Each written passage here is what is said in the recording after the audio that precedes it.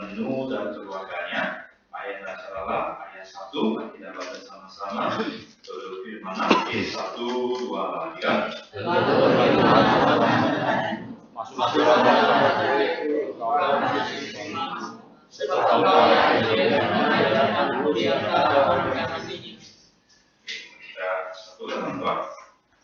Terima kasih Tuhan karena pada hari Sabat yang indah ini Tuhan kembali menunjukkan kasih kemurahan-Mu kepada kami semua, sehingga dalam keadaan yang baik kami kembali berkumpul di hadirat Tuhan untuk beribadah kepada Tuhan. Walaupun dalam kehidupan kami ada begitu banyak persoalan hidup yang memulihkan diri kami, tapi pada hari ini kami kembali datang kepada Tuhan untuk berdoa, untuk beribadah kepada Tuhan. Tolong berkenan kepada diri kami, tolong terimalah ibadah yang kami panjatkan ke hadirat Tuhan, supaya mulai hari ini kami dapat menyenangkan hati Tuhan. Di dalam hati kami pun ada sukacita, kekuatan, penghiburan yang berasal dari Tuhan. Biarlah Tuhan sendiri berfirman di hati kami masing-masing. Kami berdoa di dalam nama Yesus Kristus.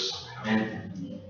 Melalui firman minggu kemarin, kita telah belajar bagaimana Nuh taat kepada perintah Tuhan, lalu dia membuat bahtera yang besar. Firman hari ini merupakan bagaimana setelah Nuh membuat bahtera, Allah menghukum orang-orang yang jahat dengan penghukuman air bah yang begitu dahsyat dan menakutkan. Melihat segala pikiran dan acara manusia yang selalu menghasilkan buah-buah yang jahat semata-mata, maka Allah menyesal atas penciptaan manusia. Oleh karena itu, Allah hendak memusnahkan semua manusia dari muka bumi. Tetapi Allah ingin menyelamatkan Nuh dan keluarganya karena iman. Allah membuat suatu perjanjian dengan Nuh. Isi perjanjian itu adalah Nuh harus membuat bahtera yang besar, lalu segala ternak dan hewan dibawa masuk ke dalam bahtera. Kemudian Nuh taat seperti apa yang diperintahkan oleh Allah dengan sama, sampai dia membuat bahtera yang besar. Kemudian dia membawa keluarganya dan binatang dan hewan seperti apa yang diperintahkan. Untuk membuat bahtera yang besar, dia menghabiskan waktu kurang lebih 120 tahun. Firman kami menceritakan setelah Nuh membuat bahtera, Allah menyuruh Nuh dan 7 anggota keluarga yang lain masuk ke dalam bahtera. Kemudian Allah mulai menghukum dunia dengan menurunkan air bah yang begitu dahsyat, yang tidak pernah terjadi dan tidak akan terjadi juga. Penghukuman air bah memang mengandung arti dalam tentang penghukuman dosa dunia. Tetapi bagi kita yang hidup di menjelang akhir zaman ini, yang lebih penting adalah peristiwa penghukuman air bah itu diberikan oleh Allah kepada kita sebagai bayaran tentang penghukuman besar yang akan terjadi pada saat Allah menghukum dunia pada hari kiamat. Alkitab 2 Petrus pasal 2 ayat 5 ayat 6 berbunyi sebagai berikut. Dan jikalau Allah tidak menyayangkan dunia purba, tapi hanya menyelamatkan Nuh, pemberita kebenaran itu, dengan 7 orang lain, ketika ia mendatangkan air bah atas dunia orang-orang yang fasik. Dan jikalau Allah membinasakan kota Sodom dan Gomora dengan api, dan dengan demikian memusnahkannya dan menjadikannya suatu peringatan untuk mereka yang hidup yang fasik di masa-masa kemudian. Di sini yang perlu kita garis bawahi, Allah memusnahkannya dan menjadikannya suatu peringatan untuk mereka yang hidup fasik di masa-masa kemudian. Artinya, penghukuman air bah di zaman Nuh sebagai suatu peringatan untuk kita yang tinggal di kita hidup di masa-masa kemudian. Kiranya melalui firman hari ini kita dapat mengetahui, mempelajari apa ciri-ciri penghukuman Allah, bagaimana keselamatan Allah terjadi. Yang pertama, Allah menutup pintu bahtera. Ayat 1 sampai ayat 16. Mari kita baca sekali lagi ayat 1. Lalu berfirman, 1, 2, 3.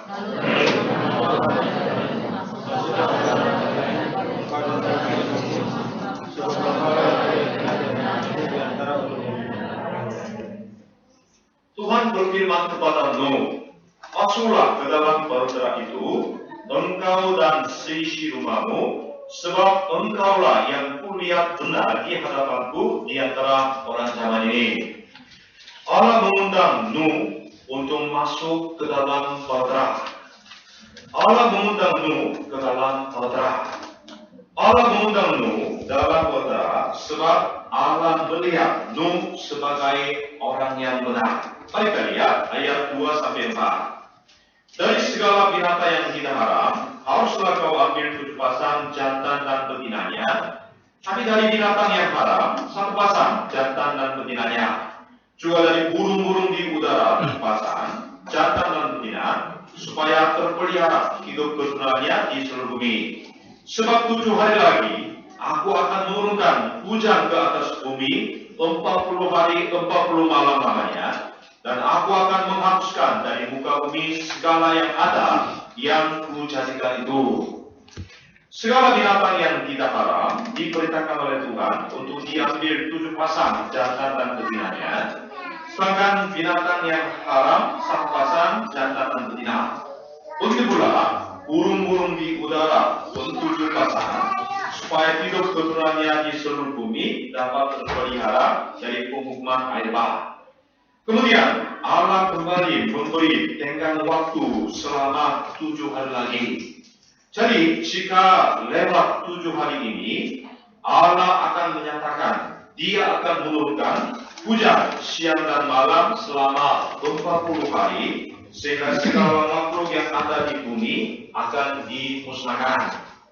Jadi 1 minggu yang diberikan oleh Allah itu sama dengan peringatan, kesempatan yang terakhir yang diberikan oleh Allah kepada semua orang-orang di dunia ini.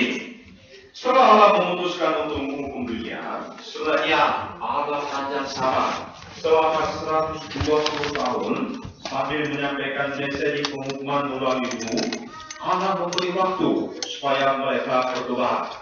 Kemudian Allah kembali memberikan tenggang waktu 7 hari lagi sebagai kesempatan terakhir untuk mendapatkan keselamatan.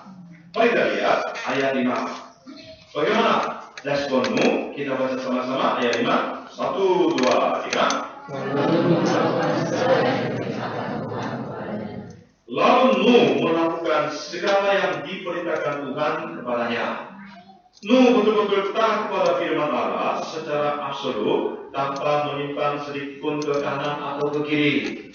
Setelah membuat bahtera sesuai dengan perintah Allah, Nuh membuat segala ternak, burung-burung di udara, semuanya masuk ke dalam bahtera. Menurut ayat 6, ketika air bah turun ke bumi, Nuh itu pada saat itu berumur 600 tahun. Pada saat itu, anak-anak Nuh dan para menantu Nuh juga masuk ke dalam bahtera. Binatang yang tidak haram dan binatang yang haram, burung-burung di udara, segala makhluk pun masuk ke dalam bahtera sesuai dengan perintah Allah.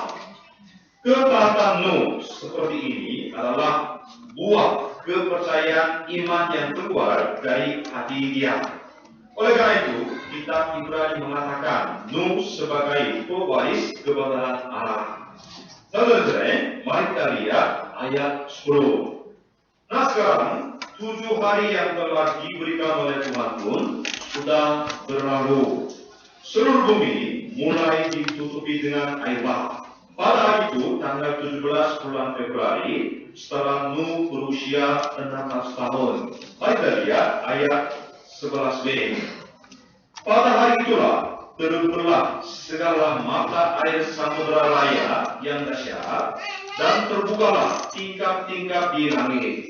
Selama segala mata air samudera raya yang dahsyat terbelah, dan segala mata air dari bawah tanah pun terbelah dan mengeluarkan air banyak. Karena mata air samudera raya yang dahsyat terbelah, di mana-mana terjadi tsunami yang menghancurkan segala gedung, segala bangunan. Pada zaman Nuh, masih ada cakrawala yang mengandung air di atas langit.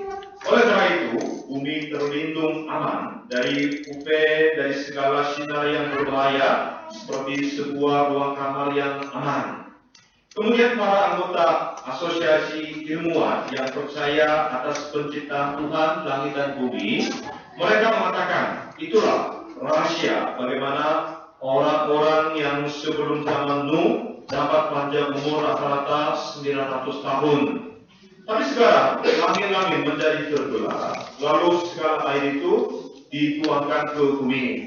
Menurut ayat 12, selama 40 hari siang dan malam, air itu akan dituangkan.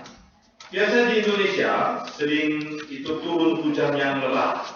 Hanya beberapa jam saja, kalau hujan lebat itu mengguyur, di mana terjadi kebanjiran, kemudian mobil-mobil tidak dapat bergerak, alias terjadi neraka transportasi.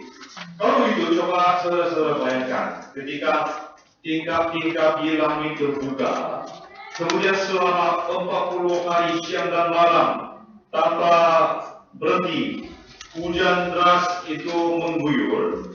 Kira-kira bagaimana kondisi yang akan terjadi? Kemudian bukan hanya dari atas saja, dari bawah tanah pun terus keluar air, dari laut pun terjadi tsunami yang sungguh dahsyat. Ketika Allah menciptakan langit dan bumi, Allah telah membuat laut dan darat. Allah membuat perbatasan antara laut dan darat. Kemudian Allah memisahkan cakrawala di bawah langit dan di atas langit juga. Tapi untuk sementara Allah menghilangkan segala perbatasan-perbatasan tersebut. Pada saat itu di bumi didatangkan bencana alam yang sungguh luar biasa. Hal itu terjadi karena Allah ingin menghukum manusia-manusia yang tidak mau bertobat. Pada hari itu berapa banyak orang saja dapat masuk ke dalam Bahtera? Mari kita lihat ayat 13. Kita baca sama-sama ayat 13. 1, 2, 3.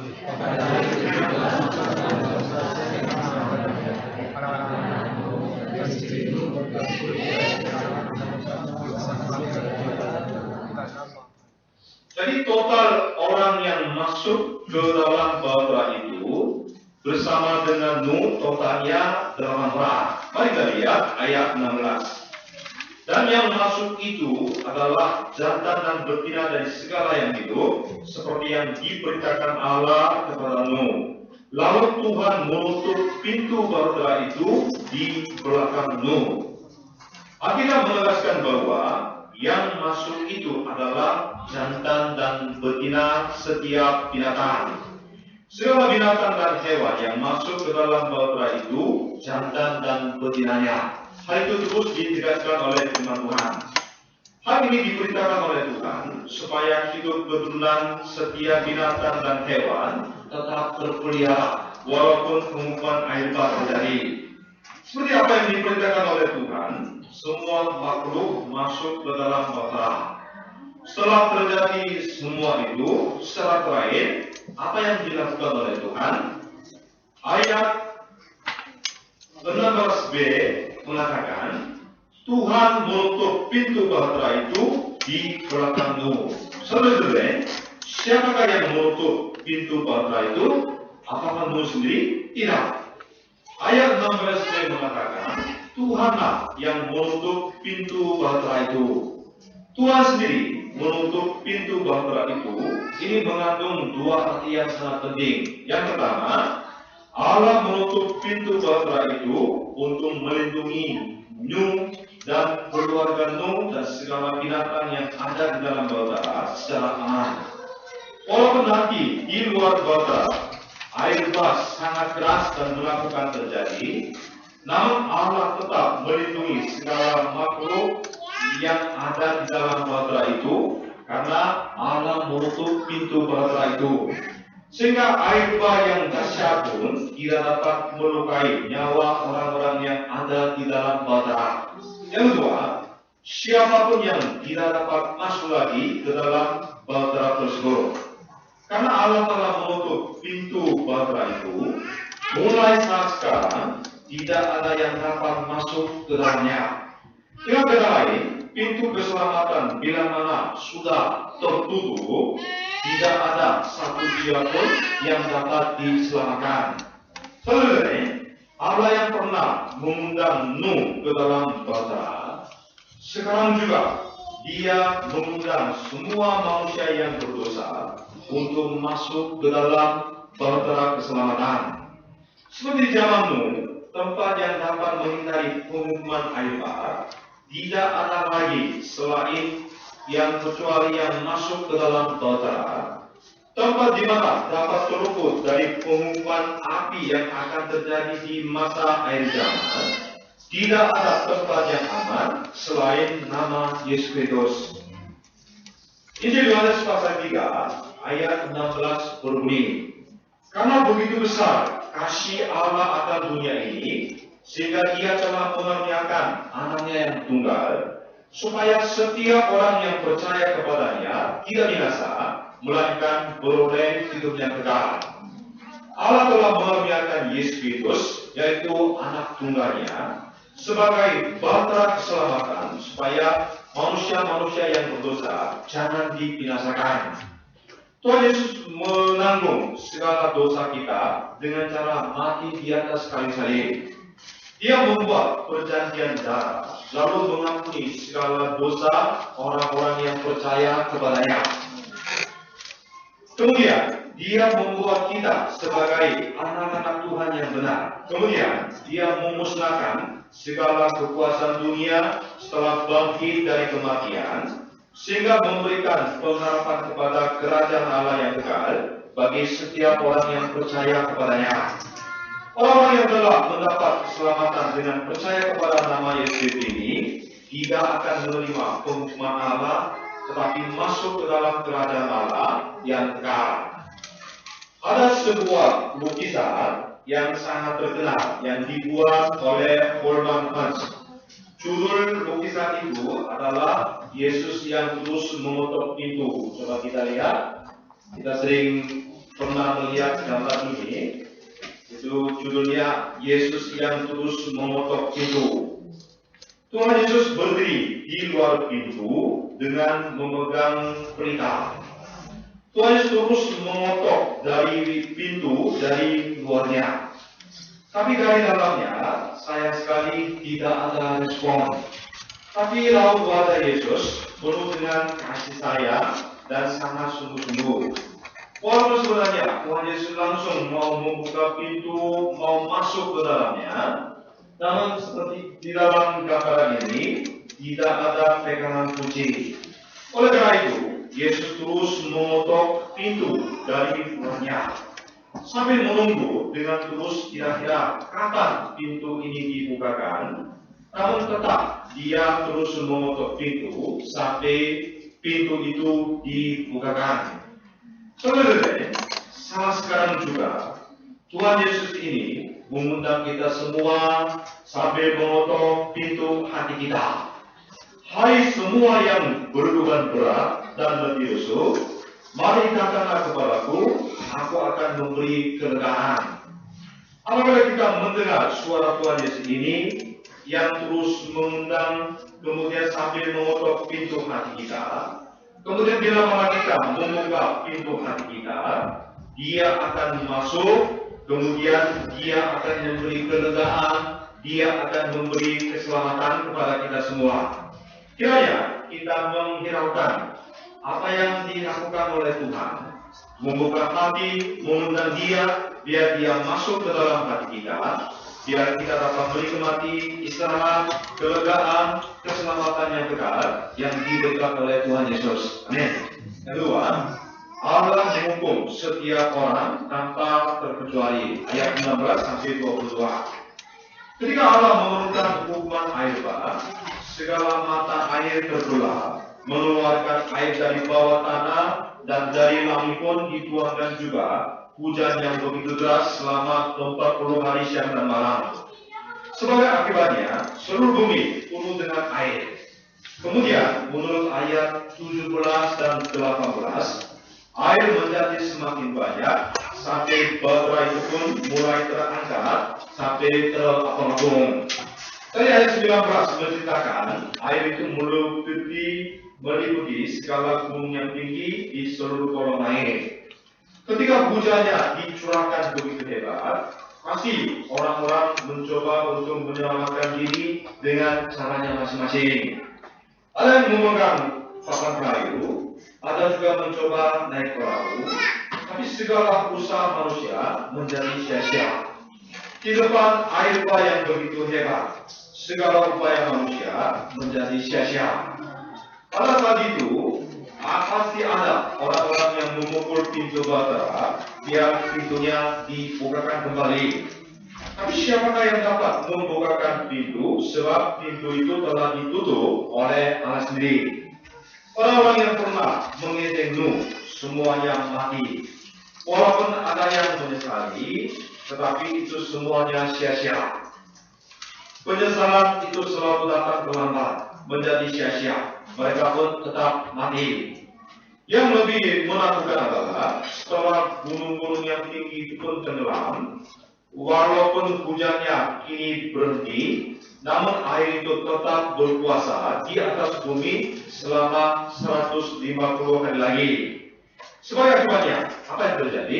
Mari kita lihat ayat 21-22. Kita baca sama-sama ayat 21-22. 1, 2, 3.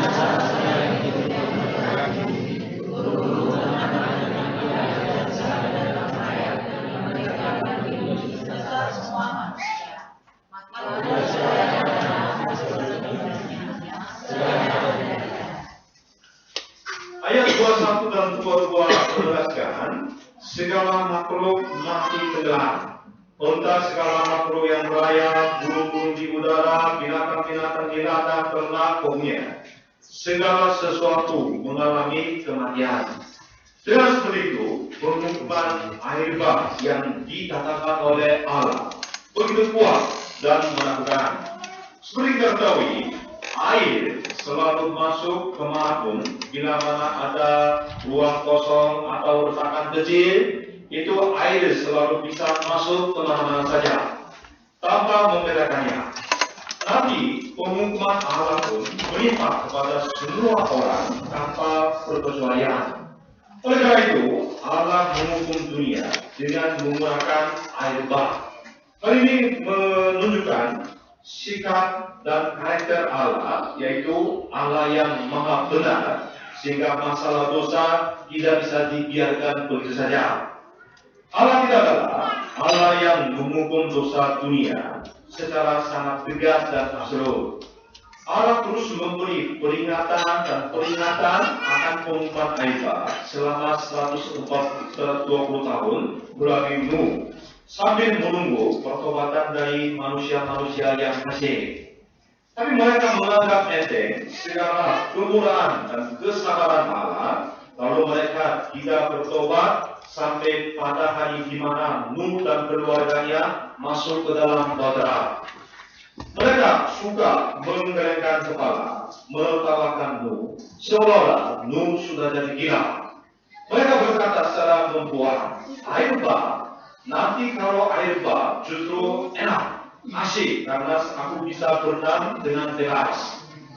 Tetapi setelah mengalami penghukuman Allah yang begitu dahsyat, mereka baru sadar kebodohan mereka, kemudian mereka tanpa mereka dalam penyesalan, mereka semuanya mengalami kematian.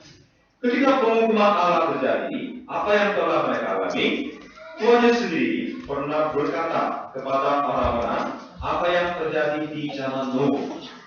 Mereka makan dan minum, mereka kawin dan dikawinkan, sampai kepada hari Nuh masuk ke dalam bahtera. Lalu datanglah air bah dan membinasakan mereka semua. Sayang sekali, sampai hari di mana Nuh dan keluarganya masuk ke dalam bahtera pun, mereka tidak sadar penghukuman Allah yang sedang terjadi kepada mereka. Mereka tidak pernah menyangka hujan dapat turun sedemikian banyak. Segala perhatian dan fokus mereka hanya kepada soal penghidupan sehari-hari, yaitu bagaimana mereka makan, minum, kawin, dikawinkan, bagaimana mereka hidup dengan lebih enak, lebih bahagia selama mereka hidup di dunia ini. Setelah mereka mengejar kehidupan seperti itu, tiba-tiba mereka menghadap penghukuman Allah yang begitu dahsyat dan menakutkan. Ketika ketinggian air mulai mencapai lutut, di dalam kemudian sampai leher, baru mereka menyadari ini bukan omong kosong, ini bukan film, tapi itu betul-betul terjadi. Kemudian mereka kewalahan, mulai mencari jalan keluarnya. Ada yang memanjat atap rumah, ada yang berenang mendekati bahtera, ada juga yang memukul pintu bahtera supaya pintu dibukakan kembali. Tapi kasihan sekali, semua atap rumah langsung tenggelam. Oleh karena itu, orang-orang berlari-lari ke gunung yang tinggi. Tapi tidak lama kemudian, gunung yang tinggi pun semuanya tenggelam ke dalam air. Gunung Everest, yaitu gunung yang tertinggi pun, itu pun tenggelam ke dalam air. Setelah itu, ditambahkan ketinggian air sebanyak 7 meter lebih daripada gunung yang tertinggi. Dalam keadaan itu, bertahan selama 150 kali 5 bulan. Dalam keadaan itu, bagaimana suatu makhluk yang bernafas bisa bertahan hidup? Tapi Tuhan Yesus berkata kepada mereka bahwa ketika nanti Tuhan Yesus datang untuk kedua kalinya pun, hal yang serupa pasti akan terjadi. Dalam Injil Matius pasal 24 ayat 38-39, Tuhan Yesus berkata kepada orang-orang, sebab sebagaimana hanya pada zamanmu, demikian pula hanya kelak pada kedatangan Anak Manusia.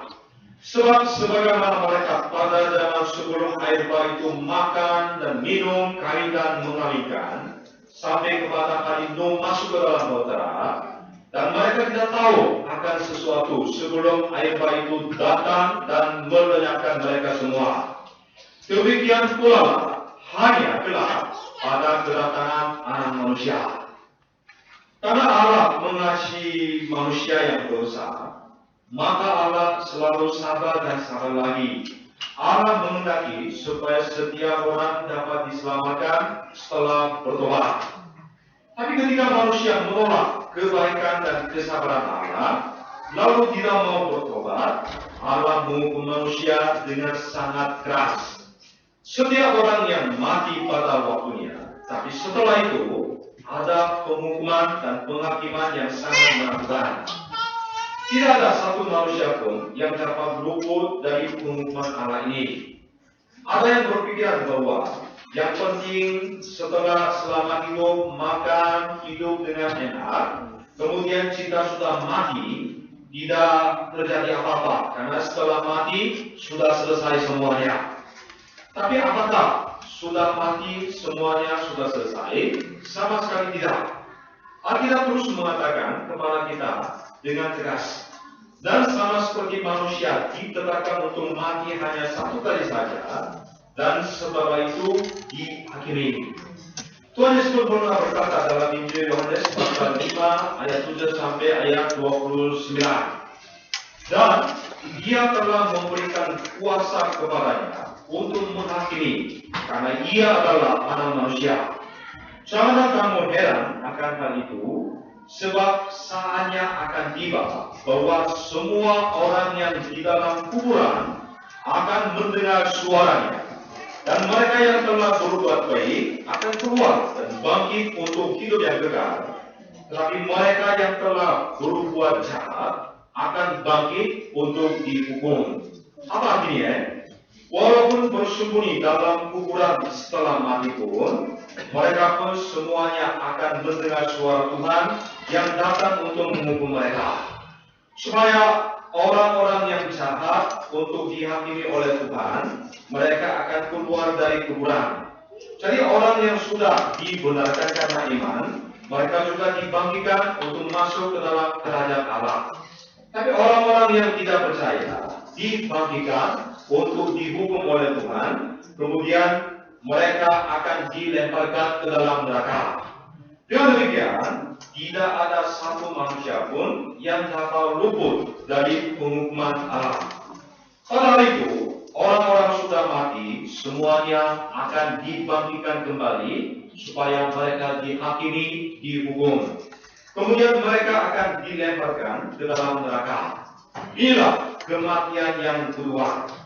Pada hari itu, orang-orang yang tidak mengenal Allah, orang-orang yang tidak percaya, tidak taat kepada Tuhan Yesus, mereka akan diberikan hukuman kekal. Mereka mendapat hukuman yang kekal. Allah kita menghendaki semua manusia diselamatkan dan mengenali kebenaran Tuhan. Oleh karena itu, kita harus menerima kasih Allah yang panjang sabar. Kemudian kita mengarahkan hati kita kepada Allah. Kita harus bertobat. Apabila kita meremehkan kasih Allah yang panjang sabar, walaupun kita berbuat dosa, andai kata Allah langsung menghukum dosa, kita takut kepada Tuhan. Tapi walaupun kita berbuat dosa, waktu pertama kali kita melakukan dosa, di dalam hati kita ada rasa ketakutan. Tapi walaupun berbuat dosa, ternyata tidak ada penghukuman. Hati kita makin berani, kemudian melakukan dosa sudah jadi kebiasaan. Kemudian rasa bersalah, rasa berdosa tidak ada. Hal ini membuat kita meremehkan kasih Allah yang panjang sabar. Namun hati-hati, bila mana kita meremehkan kasih Allah yang panjang sabar, kita tidak dapat menghindari penghukuman Allah yang tiba-tiba datang yang begitu dahsyat. Dalam kitab Roma pasal 2 ayat 4, Rasul Paulus mengatakan, maukah engkau menganggap seperti kekayaan kemurahannya, kesabarannya, dan kelaparan hatinya? Kita kena tahu bahwa maksud kemurahan Allah ialah menuntun engkau kepada pertobatan. Sungguh, Allah kita panjang sabar, bermurah hati kepada setiap orang-orang yang berdosa. Dia selalu bermurah hati terhadap orang-orang yang berdosa, supaya mereka sadar sendiri akan dosanya. Biar selama Tuhan memberi waktu, biar manusia yang berdosa bertobat.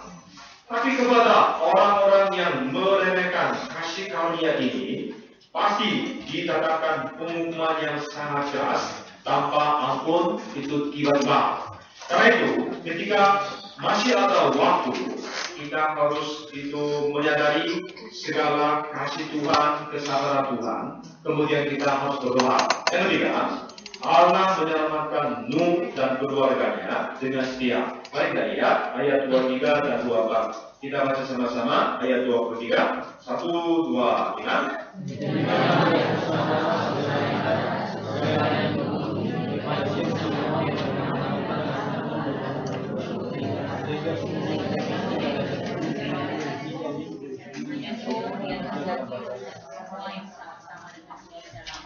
Akhirnya dengan penghukuman air bah, segala yang ada, segala yang di muka bumi, baik manusia maupun hewan, binatang yang merayap melata, burung-burung di udara, semuanya dihapuskan oleh Tuhan dari atas bumi. Tetapi di tengah-tengah penghukuman air bah yang begitu dahsyat, ada yang tertinggal. Hanya Nuh yang tinggal hidup dan semua yang bersama-sama dengan dia dalam bahtera itu, mereka diselamatkan. Dalam penghukuman yang begitu menakutkan, Allah tetap setia melindungi Nuh dan si keluarganya. Jadi walaupun Allah menghukum orang-orang berdosa tanpa terkecuali, tetapi orang benar, orang yang percaya kepada Tuhan, akan diselamatkan dengan penuh tanggung jawab. Ketika orang jahat dimusnahkan, Allah tidak membiarkan orang benar turut binasa bersama dengan orang fasik. Melihat iman Nuh, Allah menyelamatkan semua keluarga Nuh. Tapi hal ini jangan kita keliru, seolah-olah keluarga Nuh tidak punya iman, tapi karena Nuh memiliki iman, dia seorang benar, maka semua anggota keluarga juga turut diselamatkan sebagai bonus. Sama sekali tidak. Karena pengaruh dari Nuh, maka di hati semua anggota keluarga Nuh pun timbul iman, sehingga mereka pun percaya kepada Tuhan, dan kemudian mereka juga dapat diselamatkan dari penghukuman air bah. Nuh mendengar pesan Allah tentang penghukuman pada usia 480 tahun. Tapi anak-anak Nuh dilahirkan ketika Nuh berumur 500 tahun. Dengan demikian, ketika Nuh mulai membuat saudara, pada saat itulah anak-anak Nuh juga dilahirkan. Kalau begitu, sejak kecil, anak-anak Nuh selalu melihat bagaimana Nuh membuat bahtera. Bahkan tempat permainan mereka sehari-hari itu adalah tempat pembuatan bahtera. Sejak kecil, setiap hari mereka menyaksikan bagaimana Nuh begitu berjuang keras untuk membuat bahtera, sampai hal itu mempengaruhi seluruh hidup mereka. Pasti sejak kecil mereka sering bertanya, kemudian mendengar jawaban dari Nuh, mengapa sedang Nuh membuat bahtera, kemudian apa bunyi firman Tuhan, apa janji Tuhan. Dengan demikian, mereka pun bertumbuh menjadi orang-orang yang beriman. Setelah menjadi dewasa, mereka pun berkeluarga dengan iman, sehingga istri-istri mereka pun berpartisipasi dalam karya itu. Kemudian iman mereka bertumbuh terus. Akibatnya, Nuh dan seluruh anggota keluarga yang lain pun dapat diselamatkan secara sempurna karena iman. Apa yang dapat kita pelajari dari hal ini? Orang yang taat kepada firman Tuhan, orang setia bertanggung jawab untuk keselamatan mereka. Kepada orang yang percaya akan firman Tuhan dan taat kepada firman Tuhan, Allah selalu menjamin keselamatan secara 100%. Oleh karena itu, penulis kitab Kejadian menegaskan bahwa hanya Nuh dan orang-orang yang tinggal di dalam bahtera, mereka saja dapat diselamatkan. Sekali lagi, bukan Allah melihat iman Nuh sehingga keselamatan kepada anggota keluarga yang lain diberikan sebagai bonus, sama sekali tidak. Semua anggota keluarga Nuh pun belajar iman di bawah pengaruh dari Nuh, lalu mereka juga memiliki iman. Karena itu, Allah menyelamatkan Nuh dan sisi keluarga Nuh. Rasul Paulus juga pernah berkata kepada penjaga penjara yang ingin bunuh diri, kepada dia Rasul Paulus berkata, percayalah kepada Tuhan Yesus Kristus dan engkau akan selamat, engkau dan seisi rumahmu. Firman ini mengartikan bahwa apabila kita hidup dengan iman sampai kesudahannya, Allah menghargai iman kita, lalu Allah menggerakkan hati anggota keluarga kita yang lain sampai mereka juga akan diselamatkan. Di rumah tangga, jika bila mana ada satu orang yang percaya kepada Tuhan Yesus, melalui satu orang yang bertobat itu, Allah akan menyelamatkan semua anggota keluarga yang lain juga. Dengan demikian, satu orang yang percaya, itulah yang paling penting dalam suatu rumah tangga. Oleh karena itu, kita harus berperanan sebagai seorang Nuh. Karena Nuh, seperti semua anggota keluarga yang lain dapat diselamatkan, kita mengambil peranan sebagai seorang Nuh. Kemudian dalam keadaan apapun, kita tidak boleh tawar hati. Walaupun orang-orang mengejek, menertawakan, kita jangan putus asa. Kita harus percaya akan janji firman Tuhan. Kemudian di mata Tuhan, kita harus hidup dengan iman. Kalau begitu, Allah melihat iman kita. Allah memperlihatkan kuasa iman itu dari satu orang yang percaya itu. Akhirnya semua anggota keluarga yang lain pun pasti dapat diselamatkan. Menurut kita Ibrani pasal 11 ayat 7, penulis kita Ibrani mengatakan tentang iman Nuh.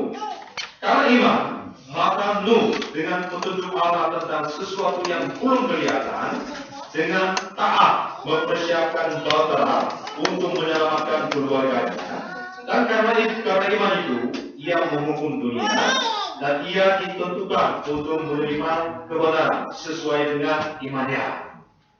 Iman adalah dasar dari segala sesuatu yang kita harapkan, dan bukti dari segala sesuatu yang belum kita lihat. Nuh membuat bahtera dengan iman, kemudian dia mampu menyelamatkan keluarganya. Karena itu, ia menghukum dosa dunia. Kemudian dengan iman, ia menjadi pewaris untuk menerima kebenaran Allah. Sebagai saudara-saudara, penghakiman terhadap orang-orang di zaman Nuh itu adalah simbol penghukuman terakhir zaman yang akan terjadi kepada kita semua. Pada hari di mana Tuhan Yesus datang untuk kedua kali untuk mengakhiri seluruh dunia, Tuhan Yesus sendiri bernubuat hal yang sama akan terjadi seperti apa yang telah terjadi di zaman Nuh. Kita juga menjadi pewaris yang akan menerima kebenaran seperti Nuh. Oleh karena itu, kita juga tidak akan menerima penghukuman apapun. Oleh karena itu, seperti Nuh, kita juga taat kepada Allah dan taat kepada firman Tuhan secara absolut. Lagi pula, untuk anggota keluarga yang lain yang belum percaya, kita harus memberitakan kabar baik terus-menerus demi keselamatan mereka. Sebenarnya, bagi kita tidak usah membuat bahtera lagi, karena Tuhan Yesus sendiri telah menjadi bahtera keselamatan bagi kita semua. Kita adalah orang-orang yang menerima misi dari Allah untuk mengundang orang-orang yang tidak percaya supaya mereka diundang, mereka masuk ke dalam bahtera keselamatan, yaitu di dalam nama Yesus Kristus. Kiranya kita taat kepada firman secara absolut, lalu kita dapat menyenangkan hati Allah yang ingin menyelamatkan semua jiwa di dunia. Kiranya Tuhan memberkati juga perayaan Natal tahun 2014, agar melalui perayaan Natal 2014, kita dapat mengundang jiwa-jiwa yang sebanyak mungkin supaya mereka juga masuk ke dalam bahtera keselamatan, lalu mereka tidak dibinasakan, tapi mereka beroleh hidup yang kekal. Kiranya Tuhan memberkati segala perjuangan iman kita. Amin. Oke, mari kita akhiri dengan baca ayat 1. Mari kita baca sama-sama ayat 1, lalu berfirman. Oke, 1, 2, 3.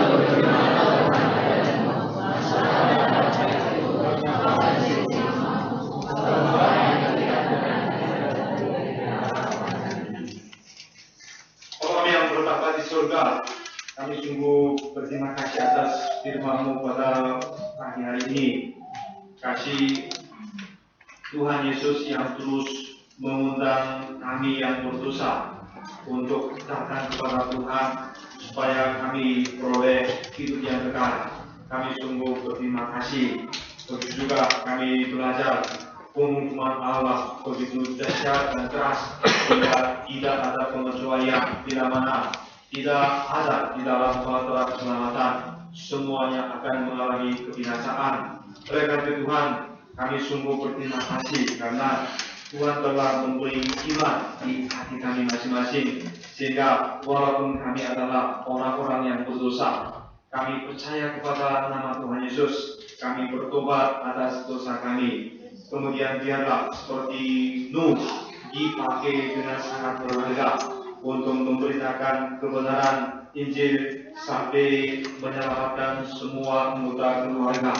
Tuhan telah menjadikan kami sebagai Nuh baru, sehingga selama kami diizinkan tinggal di bumi ini, kami terus memberitakan kabar Injil supaya di sekitar kami, siapapun kami temui, biar mereka mendengar undangan Allah, sehingga mereka masuk ke dalam bahtera keselamatan, sehingga tidak dibinasakan. Sebentar lagi kami juga merayakan perayaan Natal tahun 2014. Biarlah Tuhan berikan hati Allah yang tidak mau membiarkan satu jiwa pun binasa karena dosa.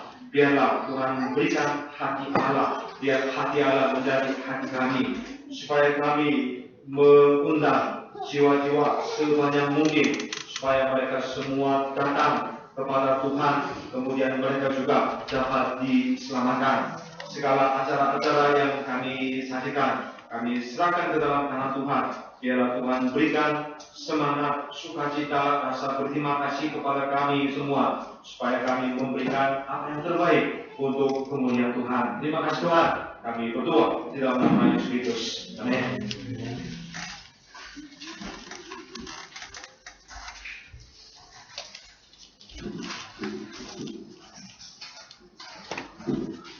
Terima kasih atas firman Tuhan. Untuk meresponi firman Tuhan, kita bernyanyi dari Jumat nomor 415.